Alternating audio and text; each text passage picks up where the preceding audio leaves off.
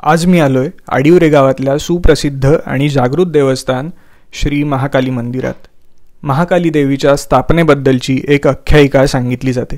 त्यानुसार सुमारे 800 वर्षांपूर्वी शेजारच्या वेत्ते गावात राहणारे भंडारी समाजाचे जाधव मंडळी मासे पागण्यासाठी समुद्रावर गेले होते. तेव्हा त्यांचं जाळं समुद्रात अडकून पडलं.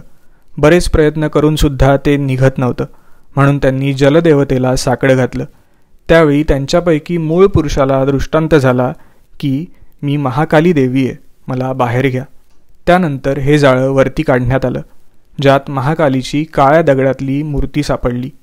या मूर्तीची स्थापना जिथे झाली ते हे महाकाली मंदिर. देवीचं मुख दक्षिण दिशेला आहे. या प्राचीन मंदिराला छत्रपती शिवाजी महाराजांनी आणि समर्थ रामदास स्वामींनी भेट दिल्याचं सांगितलं जातं. इथे नवरात्रीच्या वेळी खूप मोठा उत्सव असतो. काही वर्षांपूर्वी या मंदिराचा जीर्णोद्धार करण्यात आलाय, पण मूळ स्वरूप जतन होईल अशा पद्धतीने हे काम करण्यात आलंय. त्यामुळे आजही हे मंदिर वैशिष्ट्यपूर्ण आहे.